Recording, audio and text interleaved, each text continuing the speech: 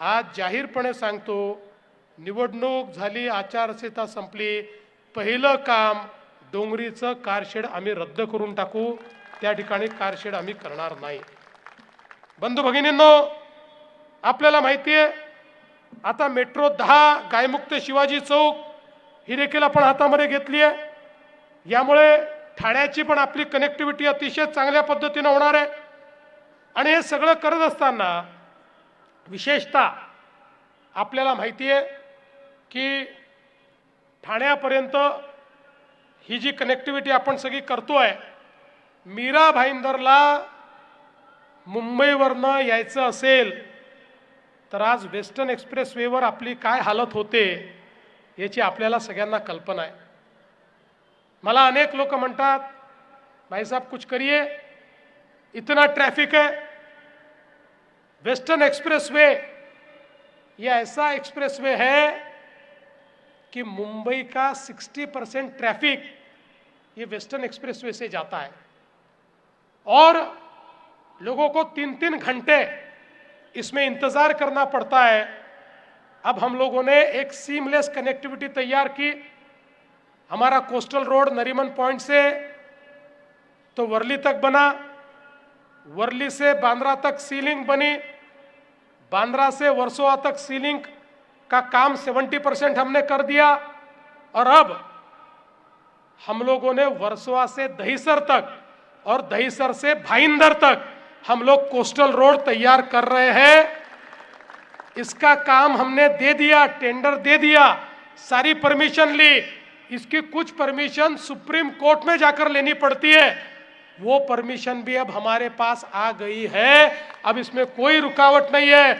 अगले 3 से 4 सालों में इस रोड को हम जब पूरा करेंगे तो भाईंदर वालों, आपको मुंबई में कहीं पर भी अगर जाना है तो समझ लेना 20 मिनट में, 25 मिनट में, 30 मिनट में बड़ी तेजी के साथ आप पहुंच पाओगे.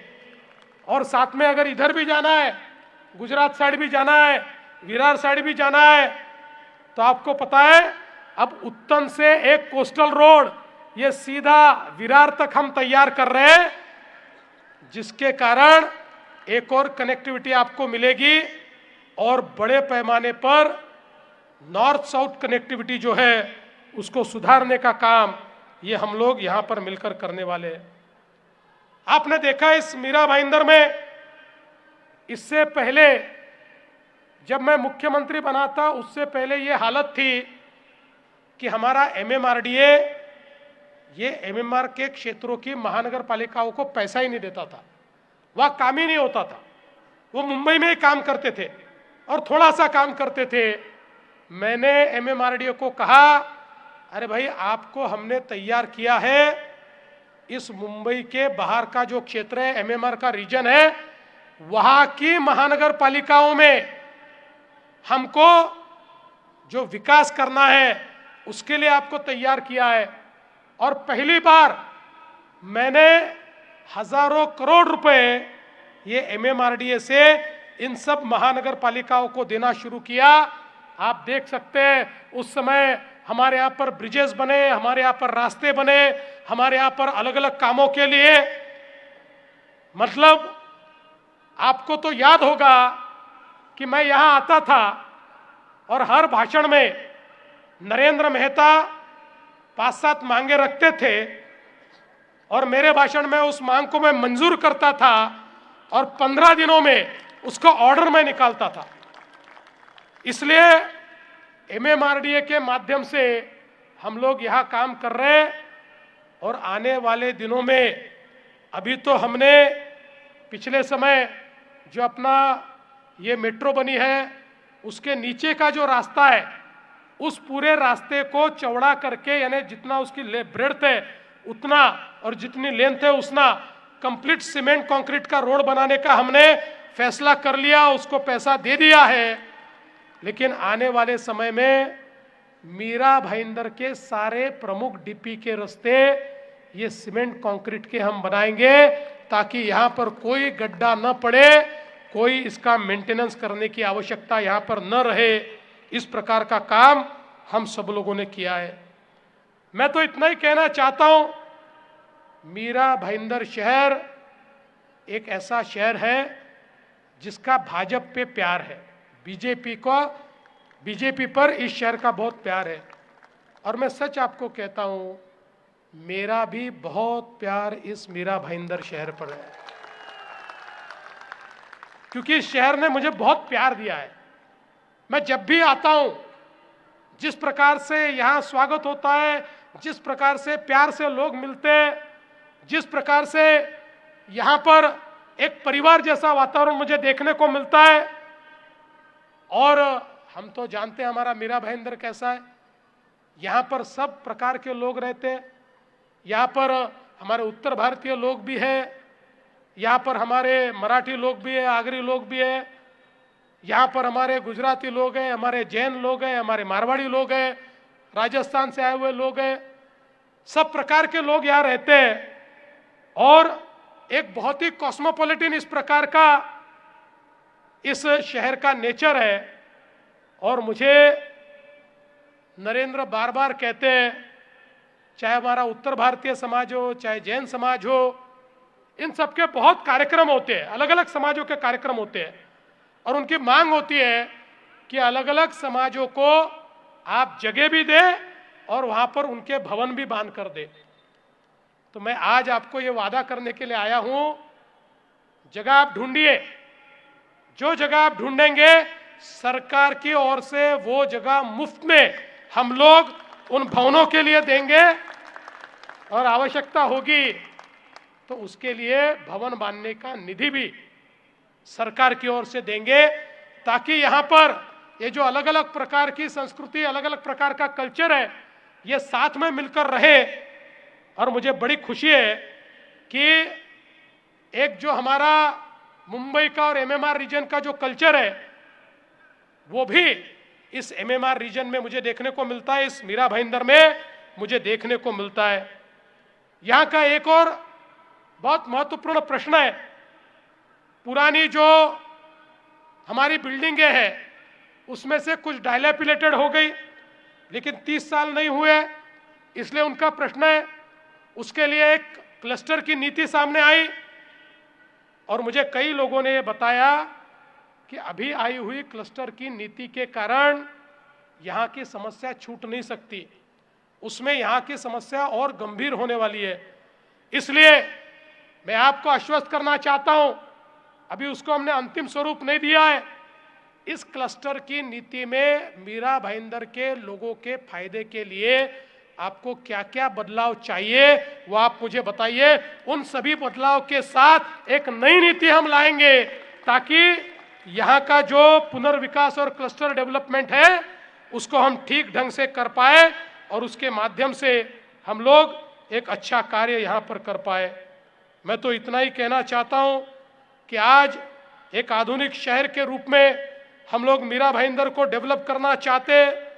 यहाँ पर जो हमारा हॉस्पिटल है, पंडित भीमसेन जोशी हॉस्पिटल, ये हॉस्पिटल पिछले समय हमने महानगर पालिका को दिया, फिर महानगर पालिका की कुछ समस्याएं थी, सरकार की तरफ लिया। अब हम लोग ये प्रयास करेंगे इस हॉस्पिटल का विस्तार करके इसको मल्टी स्पेशलिटी हॉस्पिटल में कैसे परिवर्तित किया जाए, ये हम करेंगे। और वैसे भी आपको पता है कि हमने महात्मा फुले जन आरोग्य योजना तैयार की। महात्मा फुले जन आरोग्य योजना में अब 5 लाख तक का इलाज हर नागरिक को हमने मुफ्त में दिया है।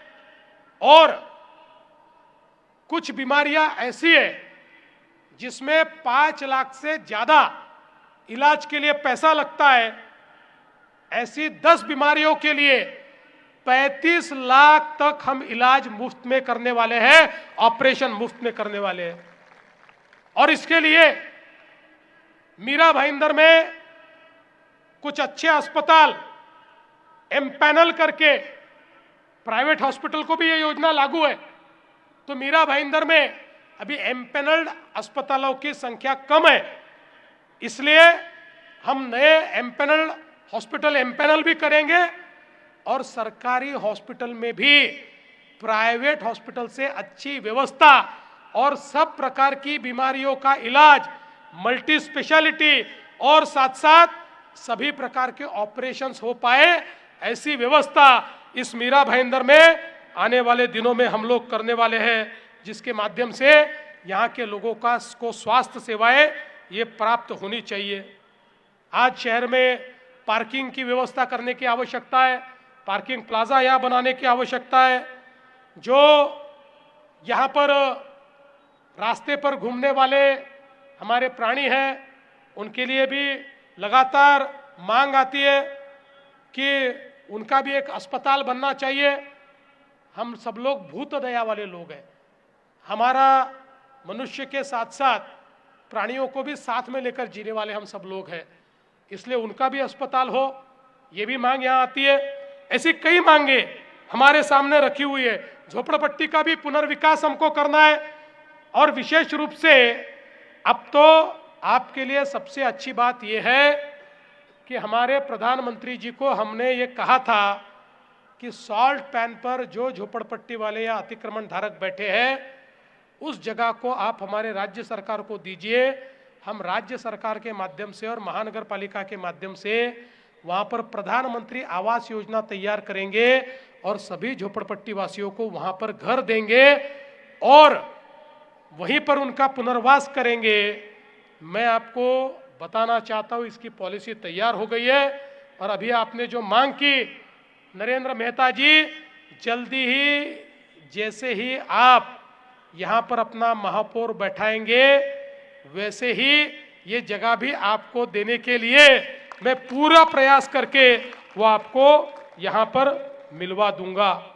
मैं आज बहुत लंबी बात नहीं करना चाहता, बहुत चीज़ें हमको करनी है। उत्तन के पास में यहाँ पर हमारे जो मच्छीमार हैं, उनके लिए भी हमको काम करना है, उनके लिए भी प्रॉपर्टी कार्ड हो, उनके लिए बाजार हो, ये कई व्यवस्थाएं हमको करनी है। और मैं ऐसा मानता हूं कि आने वाले दिनों में बहुत बड़े पैमाने पर हम लोग यहाँ पर पैसा भी दे रहे हैं और देने वाले। आपको पता है, मोदी जी ने अमृत की योजना लाकर हमारे शहरों के लिए एक ऐसी हम सब लोगों को भेंट दी है, एक ऐसी सौगात दी है कि जिसके कारण शहरों के पर्यावरण को हम लोग बचा पा रहे हैं। आज अमृत के माध्यम से, चाहे वो अंडरग्राउंड सीवेज सिस्टम हो, पीने के पानी की योजना हो, यहाँ पर जो हमारे कचरे का व्यवस्थापन है, ऐसी सारी चीज़ों के लिए बहुत बड़े पैमाने पर अब पैसा मिलता है। और हमारे इस मीरा भाईंदर के लिए भी 491 करोड़ रुपए ये अंडरग्राउंड सीवेज सिस्टम के लिए मिले हैं, स्टॉर्म वाटर के लिए 92 करोड़ रुपए मिले हैं, यहाँ पर जो कचरा है उसके व्यवस्थापन के लिए भी बहुत बड़े पैमाने पर पैसा मिला है। अब मैं ये सारे काम आपको बताता रहूँगा तो समय थोड़ा कम, मुझे आगे में भी 2 और सभाएं करनी है, तो समय मेरे पास कम है। मैं तो आपको इतना ही बताने के लिए आया हूं, आज इस मीरा भाईंदर में ये महानगर पालिका को जो आप चुनकर दोगे, इन भारतीय जनता पार्टी के नगर सेवकों को आप चुनकर दोगे, उनकी गारंटी लेने के लिए मैं यहां पर आया हूं, गारंटी लेने के लिए। ये चुनाव ये नरेंद्र मेहता का चुनाव नहीं है, ये चुनाव इन पार्षदों का चुनाव नहीं है, कारपोरेटर का चुनाव नहीं है, ये चुनाव मीरा भाईंदर के भविष्य का चुनाव है। और मीरा भाईंदर का भविष्य कौन सुरक्षित रख सकता है, इसका ये चुनाव है। हम हमारे प्रधानमंत्री जी के नेतृत्व में एक परिवर्तन कर रहे हैं। हम शहरी लोगों का जीवन, इसमें ईज ऑफ लिविंग लाना चाहते हैं, और अगर ये ईज ऑफ लिविंग लाना है तो इस महानगर पालिका को पूर्ण बहुमत के साथ भारतीय जनता पार्टी को आपको चुनकर देना पड़ेगा। देखिए, हमारा ट्रैक रिकॉर्ड ऐसा है कि हम जो कहते हैं वो करते हैं, हमने करके दिखाया है। और यहां पर हमारी इतनी बहनें बैठी हुई है, जिस समय विधानसभा के चुनाव में हमको पूर्ण बहुमत मिला, सारे रिकॉर्ड तोड़कर हमने सरकार बनाई, तो लोग कहने लगे अब तो इनका चुनावी जुमला समाप्त हो जाएगा, अब इनको इतनी सीटें मिली, ये पहला काम करेंगे, अब ये लाडली बहना की योजना बंद करेंगे। अब 1 साल से ज्यादा हो गया, लाडली बहना शुरू है। और मेरी सब बहनों को कहना चाहता हूं, जब तक तुम्हारा देवा भाऊ मुख्यमंत्री है, लाड़की बहन योजना शुरू ही रहेगी, इसको कोई समाप्त नहीं कर सकता। लेकिन नरेंद्र भाई, अब ये महानगर पालिका चुनकर आने के बाद मेरी लाडली बहनाओं को सिर्फ लाडली बहना मत रखना, अब मेरी लाडली बहनाओं को लखपति दीदी बनाना है। लखपति दीदी, मोदी जी ने लखपति दीदी का प्रोग्राम दिया है। 50 लाख लाडली बहनें लखपति दीदी बन चुकी है। आने वाले 4-5 महीने में 1 करोड़ तक हम पहुंचने वाले हैं। अब मैं मीरा भाईंदर जब आऊंगा, मैं ये नहीं पूछने वाले आपने कितना काम किया, आपको, महापौर को, सभी निगम पार्षदों को, कॉर्पोरेटर्स को मैं पूछने वाला हूं, मेरी कितनी लाडली बहनाओं को तुमने लखपति दीदी बनाया, उसका हिसाब मुझे दो। हम लोग हर एक के जीवन में परिवर्तन लाना चाहते हैं, इसलिए मैं आपको इतना ही कहना चाहता हूं, 15 तारीख को आप वोट देने के लिए जब जाएंगे, हर एक व्यक्ति को 4 वोट देना है, 4 बटन दबाना है। याद रखिए, कोई कंफ्यूजन की जरूरत नहीं है। आदमी औरत देखना ही नहीं है, देखना क्या है? क्या देखना है? क्या देखना है? कमल का फूल देखना है। कमल का बटन दबाकर सीधे बाहर आइए। 15 तारीख को कमल की चिंता आप कीजिए। 16 तारीख से 5 साल तक आपकी चिंता ये देवा भाऊ करेगा, ये बताने के लिए मैं आया हूं। इतना ही कहते हुए अपने शब्दों को विराम देता हूं। धन्यवाद। जय हिंद, जय महाराष्ट्र, भारत माता की।